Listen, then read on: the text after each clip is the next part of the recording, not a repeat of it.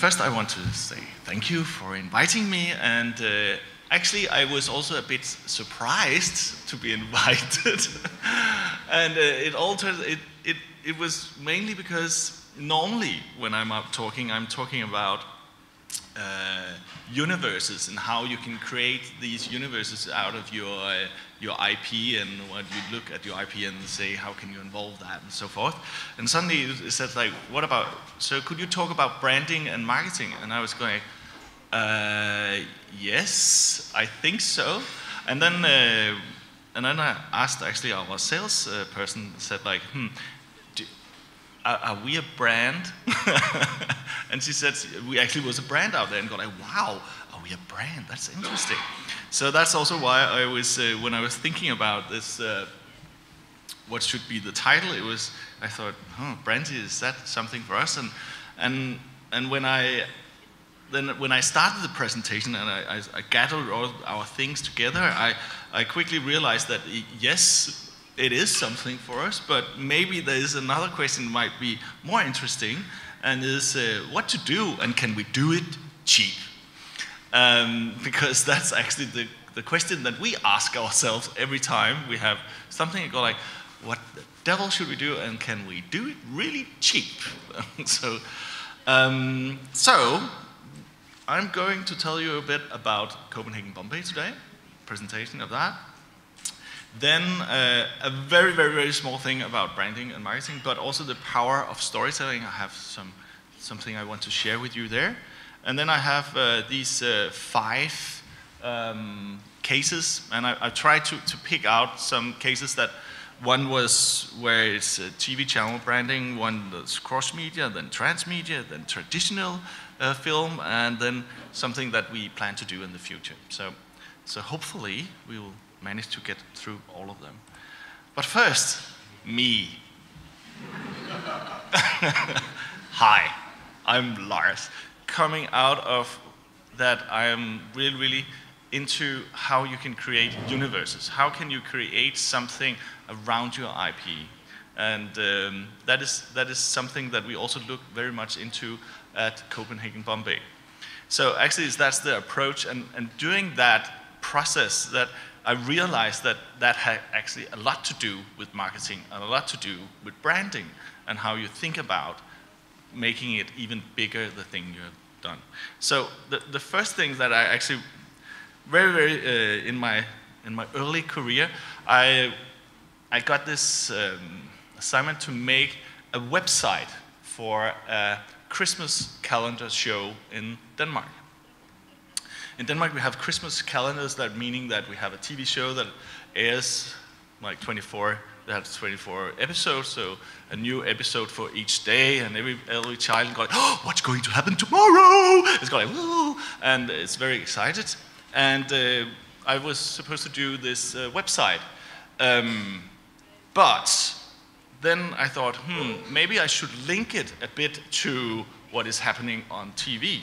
And on TV, it looked like, well, that was the title, and the title is something like Pixie Island or Elf Island or something like that. But it looked like that, but I was not allowed to see it because this production company said, "Oh, it's a secret," and I go, "Okay."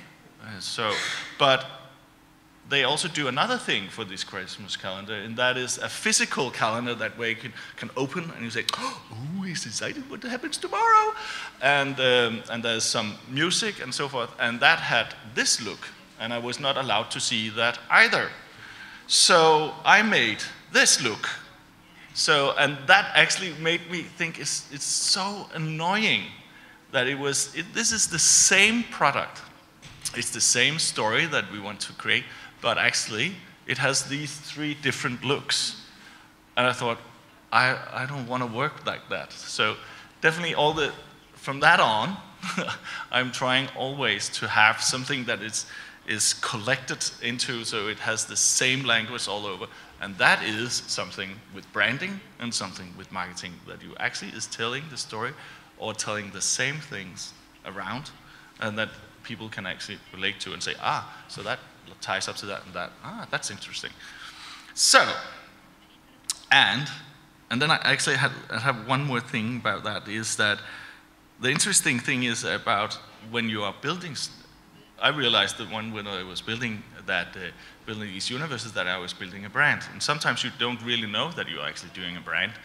And especially the client doesn't know you're building a brand, because another example was I was doing something for the Danish libraries, where I did the children's library online, and we had to build a big universe for them. We had 5 characters that could do everything, and they could be also in the physical room and all this, the whole shebang. And I told them, you're realizing that I'm making a brand for you that you can use for a lot of things after this. And said, no, you're building a website. And I said, no, I'm building a brand. And they say, you don't get paid to build a brand. But nevertheless, it was a brand. So, all right, what is Copenhagen Bombay? This is very small here. I have to read up here. What is branding? Branding it started like actually branding your cow, and from that on, it just turned out to be a really, really good name. No, actually, the first thing was that you branded because you said this is mine, and then you sold it because this is mine, and that's actually what they also did with products. They said like this is my product, so they put their name on it, like Kellogg's put their name on the brand of the cereal, and say like this is Kellogg's, and go like wow. And then it turned out that you also started then talking about the product, and said like this product is better than the other product, and this can wash whiter and so forth.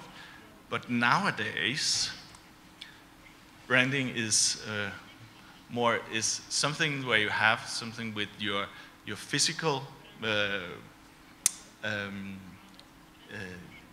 product, but you also have all these non-physical things like the story behind and the people who did it, and did they do something good, and how does it feel? So, and that has a lot to do with storytelling, and that should be good for we all storytellers in here. So that should be easy then.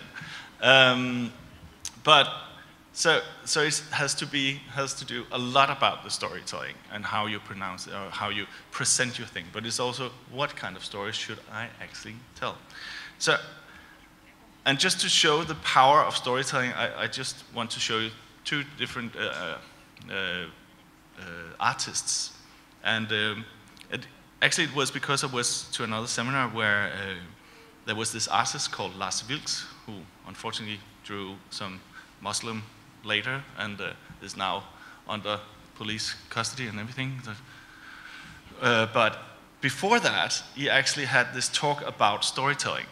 And it was where a lot of people from the television industry was there, and nobody really wanted to hear him because he was an artist. What do he know about storytelling?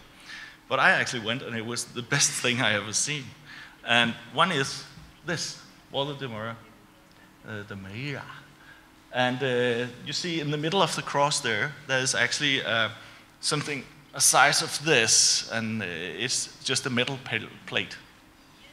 And everybody is going there and standing like this, woo! And taking pictures and everything, and go like, and you think, what's so strange? But then when you hear the story about it, is that is the top of a 1 kilometer pole hammered into the earth.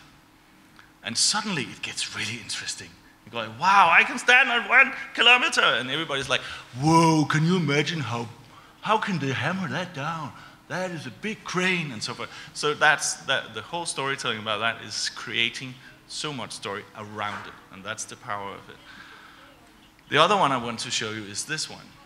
This is a pile of candy, and it's laying up, and you're actually allowed to eat this candy.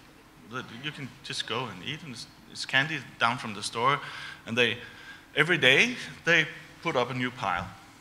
But when you then read about what is all this is, then this amount of candy equals the weight of his dead friend who died of AIDS.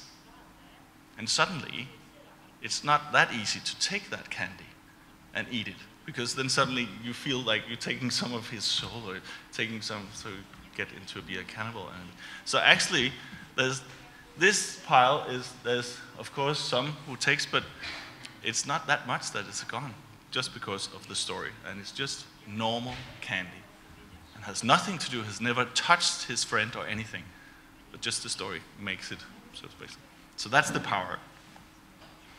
And that's the power that we can use for a lot of things, also telling stories. So Copenhagen Bombay, what about ourselves? Are we a brand? And I asked, yes, we are a brand, and what do we do to keep our brand and stuff? And that is going back to the vision always, is looking at all the projects that we have, we put up to the vision and say like, is this something that we will do because it is the products that actually makes our brand?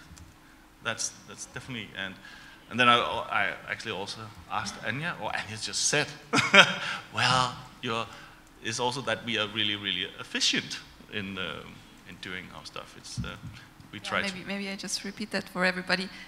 Whenever I'm at a market or at a pitching or at some event and there is a Copenhagen Bombay project and you get the information about the project, then there's always a group of people looking at the budget and they're like, what? How can they realize a feature film for 2.7 million euro? And it's always the same effect. Always the Copenhagen Bombay project is like, wow, they must be super efficient. So that was my idea of their brand that I had so far. We are starving. No, we try to be really efficient. So definitely, again, back to the vision, values, and missions. That's what our brand is about. And then, so how do we use it? Do we go on this? The website, the Facebook, Twitter, Insta, whatever, all of this? And no, because it's really, really hard. Actually, we have a website, and we just changed it this month. And we had a big discussion about what should be on, and I said, we need to have that you can see news all the time, and you should change every time we have a new trailer, we should change it. And then the sales said, like, so who's going to do that? And there was no hands. Like, hey, take me, I want to do it. It was like, no, actually nobody wants to do it, and everybody like tends to forget. So the learning thing is definitely all of these are really good, but pick one or two that you can actually manage, because all of these is something where you actually have to do something at least every week. And if you're Twitter, well, at least twice a day or something like that. So it's really getting into that. But it's the same question we have for all our products or projects. It's like, should it have a website? Should it be Facebook? Should the director tweet a lot of it? And what if he tweets, when does he stop? And what do we do then? And so forth. So, and then I just wrote MIP, Berlin, and Kidscreen, and that's the markets where we usually are. And it's also a pain, and the pain in that is that we started at MIP, and now we can't get out of it, because when you are a company and you have a stand there, then suddenly, if you don't have a stand, everybody will start talking, hey, what happened to that company? Oh, they're not here anymore. Okay, so don't do business with them because they didn't afford it. So it's like, if you're starting to be somewhere, be prepared that you have to be there every time. Just a thought. All right, first case, something called morgenhår, and that's morning hair. And they look like this. And I've taken this because that was one of the first assignments that I really got. It was actually to brand a morning slot at the national broadcast in Denmark. And what we really wanted was, it should be some characters that could be on every platform, and it should be some characters that had their own look, own color combination, fun stories, and both for girls and boys. And why I'm telling also the color combination is because I wanted to, when you look ahead and say like, okay, how can I use this? How can I use these? Is that suddenly I have a shape, so that can be recognizable. I can have some colors in the combination that can be recognizable, and I wanted a lot of things that could be recognizable, so I could use it for branding a lot of things, or going to marketing and say, when you see this shape, I know this one. And another thing about the shape was actually that the father, who is the middle guy, the green one, we made pretty fast. And actually, that is an actor who's in there, and it's 2.40 meters, actually, in real life. And then I went to the pitch, and we got these two sewn without these things, but just the shape. And there was a guy and a girl who we were pitching to, and the guy took this one and go like, "Hey, that's funny!" And the girl just, "Oh, it's cute." And then we knew we had something. And actually, after airing for 3 months, we got there was 98% of the target group knew of these. So it's really, really, really quick. And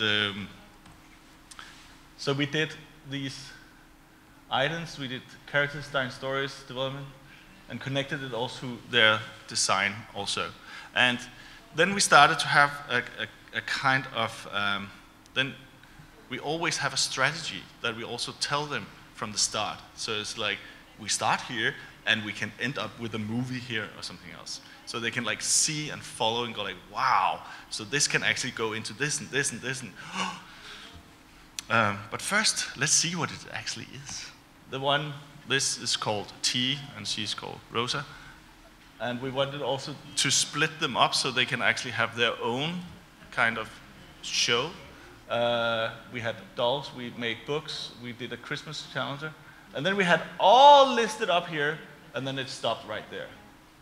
And that was actually because the broadcaster made a new children's channel, and they were afraid that this brand actually was too known it will overshine the brand that they want to accomplish with the new one.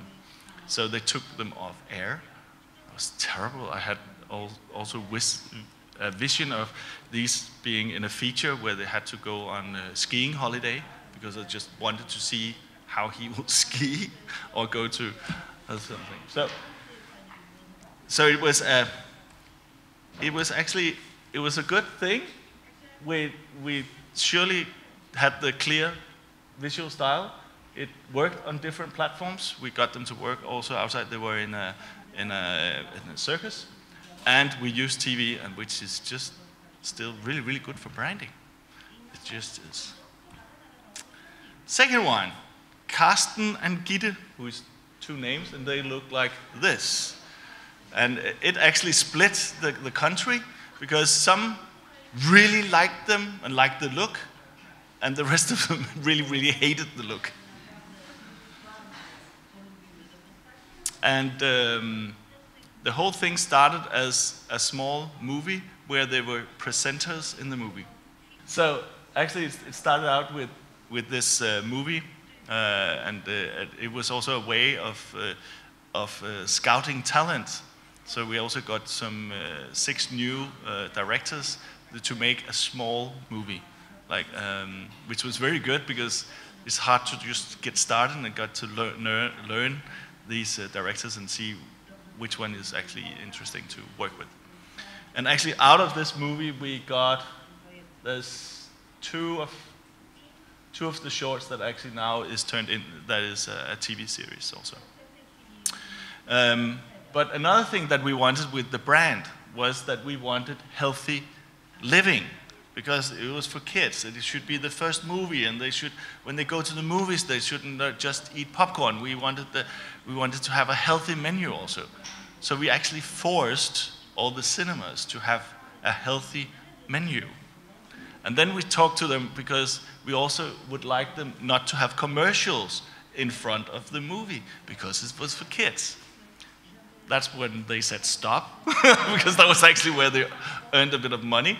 But we had a big discussion with them and said, okay, then we will make the animation. We will do small animations that will go around these. So if you have milk that you want to have a commercial, we will make it more funny. So the children would just see something funny, and the parents can see, okay, it's that milk. But yeah. That didn't go.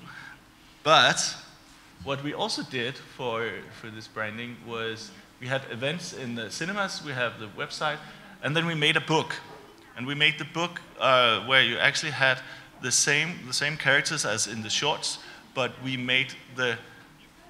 didn't take the same story as there was in the movies. We took the second story, like the next one. So you can actually, we were starting always to build the universe around these guys. And yeah. And you do that all in-house? All in-house. You write the book, you do the concept, yes. everything. And it was the most expensive book ever because we didn't know anything.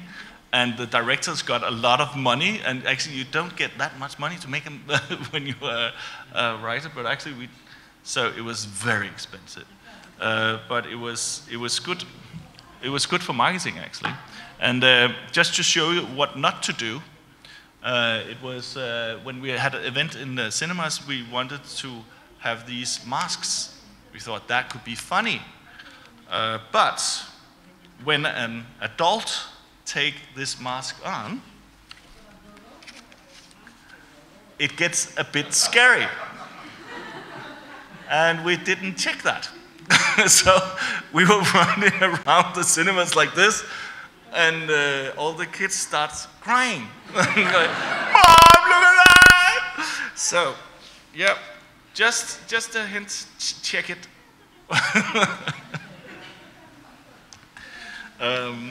And for this, we also made a vision, a long one. But the most thing is that it was really because we wanted to use Carsten and Gitte, the characters, to actually do something, to explore more things. So we had some, what was it? It was fantasy and inventor craving and entrepreneurships and above all, curiosity. So that was the main characters, and that was the words that should just be on them all the time. We wanted to make a TV show with them, but that took a bit of time to convince something that they should be a TV show. So we just kept on doing books because we wanted to have the brand still going, that people could remember it. So these books are a bit cheaper, but just to keep. Then we made the TV series. We actually did 2 seasons of that. Then we did a computer game. We did actually 6 CD, DVD ROMs. So we actually had started with the feature, did the books, then the TV series, and then had the games. So it was actually quite big. And unfortunately, the games, I have been, from when I stopped at school, everybody told me that the DVD or the DVD ROM, the game thing was dead. It should be online. So I actually thought, I think we should like cover that. So actually I made all of these. We did 6 DVDs, and I made it all in Flash because then I could take it and put it online if that was it. But then this one also came. So actually the whole sale of DVDs, games, dropped, and I thought, then I put it online, but then these damn things don't show Flash. So even when you try to like really structure it and think, ahead, then something else comes up. But so that was that was interesting. But then we thought, okay, so Carsten and Gitte, it was hard to get them to move into a new TV series, and we couldn't make any more books. And we thought, well, we still wanted them to do something with learning. So we actually went and made them into we actually took something from they had a tree house, and then we named them for the tree house and made a new vision that the tree house should support imagination. So we made it a bit smaller, and then we did an app for kindergartens, because we saw that these suddenly in Denmark have these, but nobody knows how to use them or what to use them for other than just playing Angry Birds or something like that. So we go in there. So that's the new thing, is that we actually go in and make apps and have the whole that what we have learned how to communicate with these children and making these apps and making it into a learning environment instead. So, actually that's a bit, but I think we'll skip this one. So this is actually how it looks right now, where it is it's a kind of a workshop where you can do a book, but we also now have where you can do movies and so forth. So what was good here, we actually had a clear vision from the start, and we kept to it, and that was actually how we could build the brand and how we could stay on track for this. And then we used a lot of platforms, and that was really good for it. And then I didn't know what to call it, but I called it brand travel, but it was actually that the brand travel from one to another, and then suddenly is now a learning concept. So it's also, sometimes you have your stories, and you have something that you think, why can't it work? Now it's been here, and then again start to look at it and say, could it then turn into this, and still using what you have created? So even though you have this feature, or you have this, or you made this doll, and say, can we? And then again look at the vision, see what you were having, and then try to do another route with it. Sometimes it works. All right, next. Apple and Worm.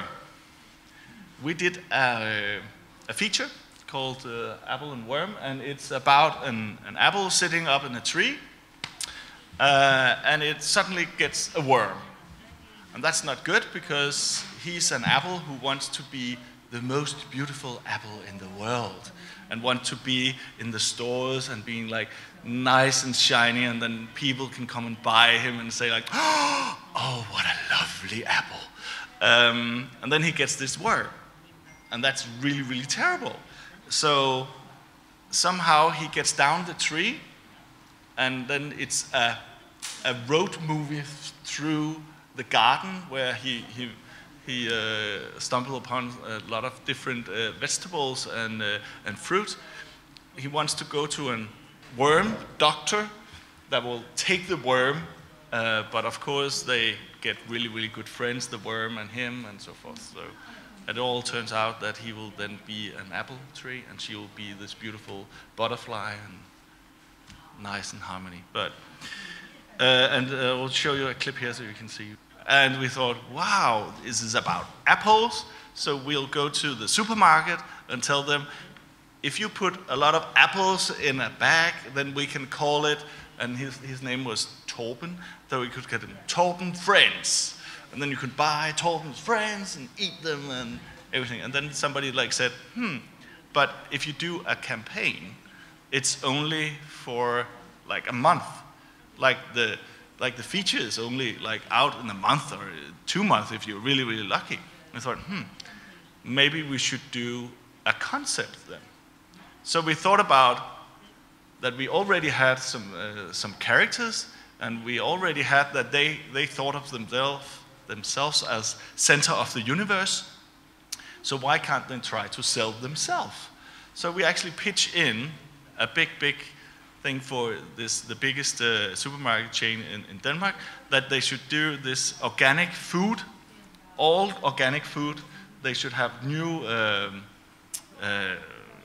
labels and everything, so they could sell food to the children and so forth, and that could be a fun story. So actually what we did, we did 19 different products, and we placed them in a shop, and then we had all the CEOs of this supermarket to come with their bags And then we walked around and said, oh, that's interesting. Here, take this. So they went back home with this, and this is a small movie that will show you what we actually did. And then they said, wow, if we are going to make a children's brand, we'll pick yours.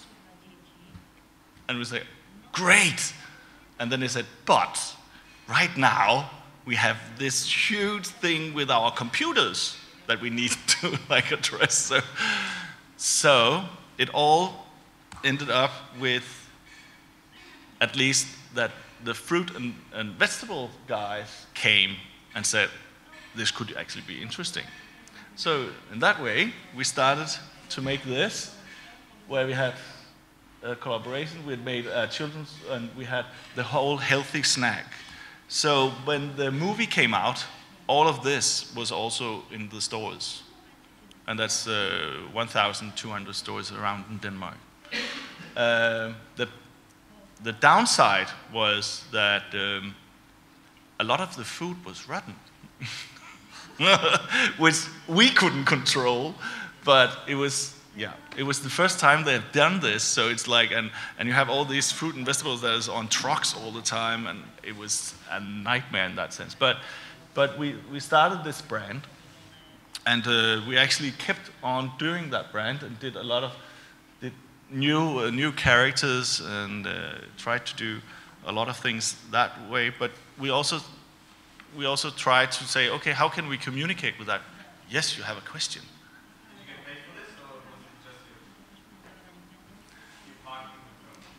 The first, we did a deal with them, meaning that we actually got a percentage of the sale. So in that sense, we got paid. Yes, because after the premiere, then we started the whole thing with having the brand and everything. So so it was also a way of trying to make what the story that we already had, try to expand it and make the universe again bigger, and then trying to do this. So, and another way that in Denmark we have something, you get every week, you get like from every store in town, you get like a small paper where it has a lot of ads in. And we tried to say, okay, so can we use this for something? So we tried to make some funny drawings and making stories in that, and we found out that doesn't work at all. Nobody saw it. The only thing they were interested is, oh, that's a 5. It costs 5. That costs 5. And okay, and I can save 20%. Yeah. So nobody saw what we have drawn and done or anything. This is where there's a discussion about when you have a vision and you have said healthy food, and you go like, so these bubbles that you blow, you go like, is that healthy food, or how can I put that brand on that? I can the things where you have the gardening thing is okay, and so, but also we had a big discussion because when you're a supermarket, there's so many. There's like the slaughter, and there's the one with the vegetables, and then there's somebody's. And I also made a T-shirt, and for me the T-shirt is our poster. And I don't think everybody can see it, but it looks like this. It is an apple who is peeing in a cup. I thought that was funny, and especially also because it reads apple juice. And when I presented it, it was like, it's funny. And they were like, and then there was these 2 T-shirt ladies who said, we can't sell that. I go, what? It's funny. No, nobody wants to have saying apple juice on their T-shirt, and go like, what? They can't even read. So we had a big discussion of what they could sell and not could sell, and also that I wanted this T-shirt to be there forever. And they said, well, you can have it out there for 4 weeks, and if it doesn't sell, then the next 4 weeks is half price. And that is for 4 weeks, and if it doesn't sell that 4 weeks, then it goes into this barrel where it says like 2 for 10. And then you're out and go, okay. So that's, again, the whole thing about building a brand and trying to, and getting the client to understand that this is. And another thing is that the whole idea with this was actually to do organic food. The whole idea was that the parents could look at it, the children could come and say, hey, look at this, I want this, mom. And then the mom could go like, and go like, oh, it's healthy, and it's organic. So that was part of the story, and that part of the story actually was dropped, and it was just normal food. Normal food. So after 2 years, they closed it down, unfortunately. But we did identity, wrappings, websites, all of it. And we had a big strategy, and we're starting up a club. But so, what was good?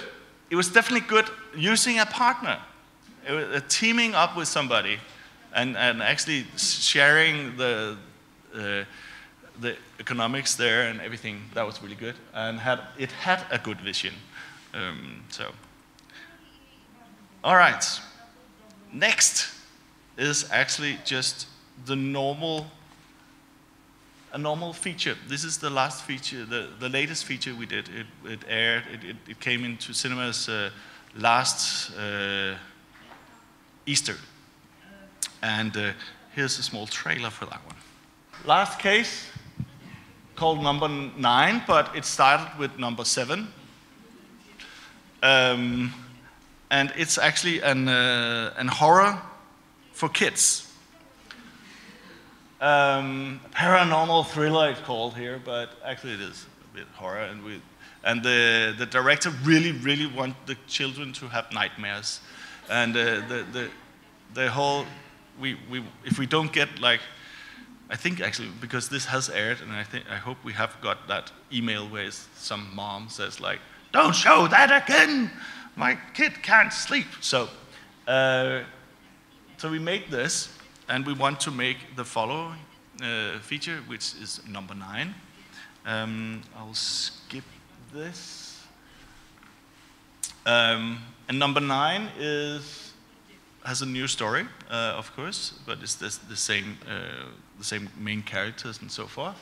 The target group is 8 to 12 horror, and it's actually we do a feature, but we from the start think of how we can cut it up into a series. So already in the script, you can see where it actually could be cut.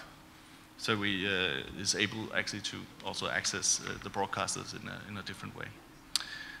But how can we do something with a product like that?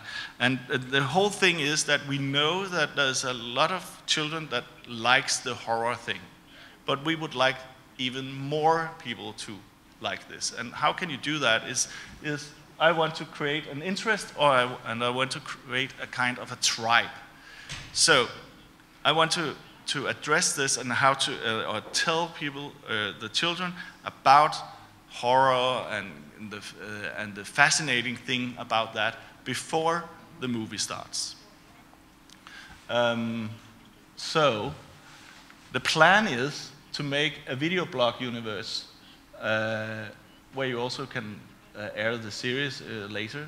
You can have podcasts where you have horror stories, you can have horror music, you can have mobile apps where the tools to go and look for ghosts and so forth, and GPS where it has been a good sighting.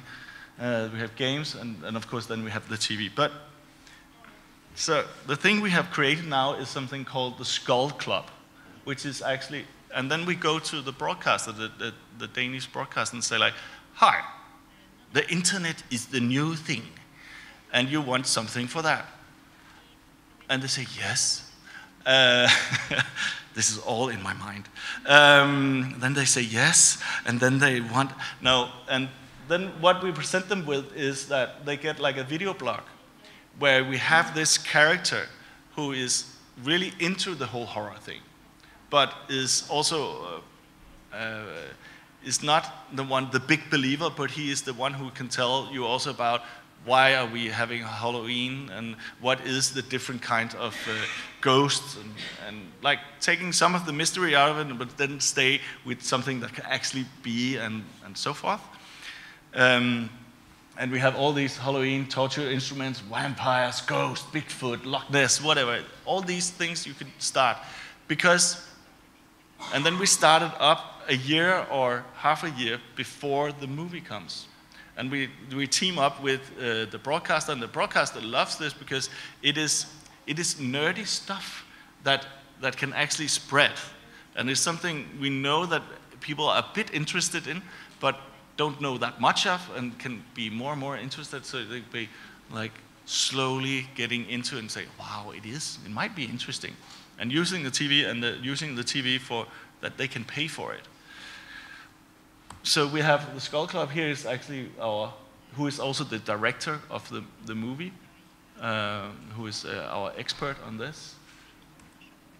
So actually what you're up to, so building the interest and creating the tribe, we're building it slowly up. It's talking to TV about how to do that, and that he can start a bit on TV to be some kind of expert, and then he has this whole video blog where he tells all these kinds of facts and non-facts and so forth. And then you have number 9, the movie that comes out at least 6 months after. I would like a year actually to lead in. But the good thing is that you can still, because you now have a brand, you have the Skull Club brand that you can keep on, because then you just keep the whole circle of that until the next movie. And then you also have all the social media within it, and you can suddenly, when you have the Skull Club, you can have these events also.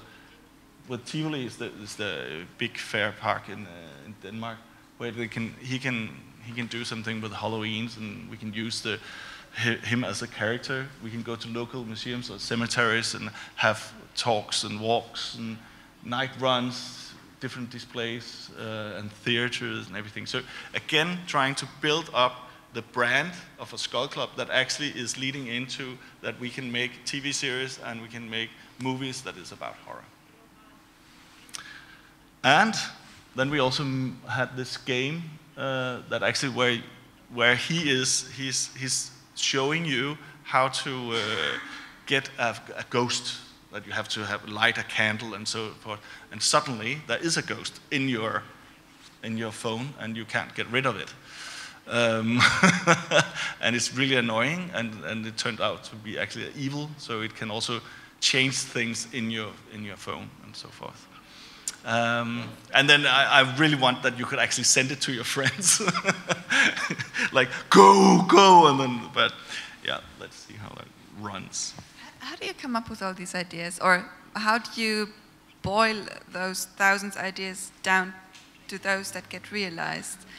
I mean, do you have like brainstorming meetings with the team, and you come up with like a lot of stuff, and then we have a lot of brainstorm meetings, but it's not big. It's 2 or 3 persons normally that is just sitting there, and then just have especially for me, I think this is the fun part. Is like saying, what could it also be? Could we create something else? And how can that lead up to something? And how can we make it even better or bigger than it is? And how can we do it cheap? How can we get somebody else to pay for it, as we pronounce and go further? So it is, it's a lot of brainstorming. So then when you go, for example, to a broadcaster, you pitch them the entire universe from which such a piece exists at the moment, and the rest is this big possibility that you show them that can.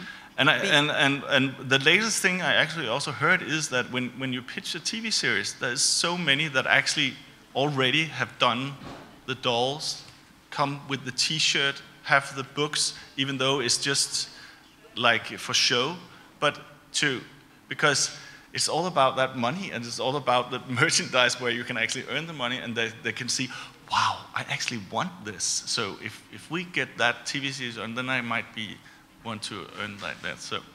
So there's, I think more and more in the pitching session is that you think about what else can come out. What I think is interesting from my point is like, how can I not tell the same story, but just enhance the universe so the book is not the same story as in the film, but it could be the diary of the main character, and it keeps on going that way. So making it bigger and seeing how the leads in, and that's also, I think, that's how you can build, and that's why I was surprised that I was asked to take this talk.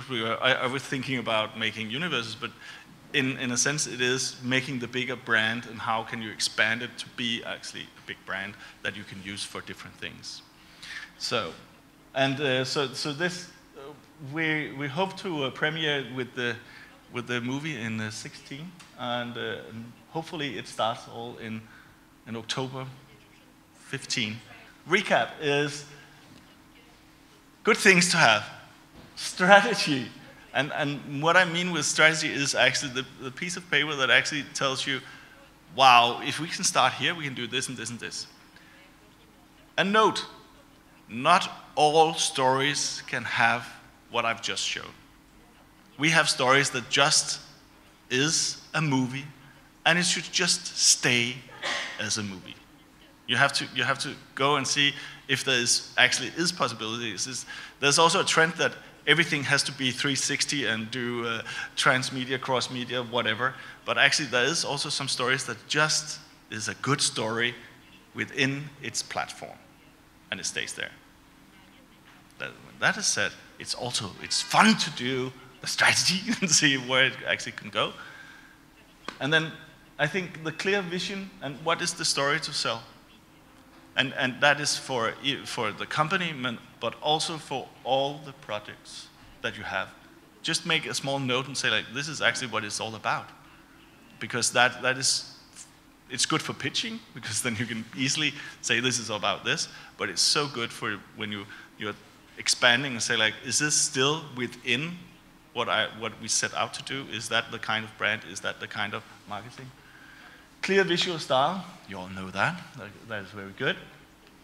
Use of partners, definitely. Try to partner up with somebody that has the same vision, or and that's for each product. And then, of course, platforms, how to see, but that ties up to the strategy. And then see because brand traveling is more like when you have done all your strategies and just see if it could also be something completely different where you use it. I don't know if it is cheap, but we try.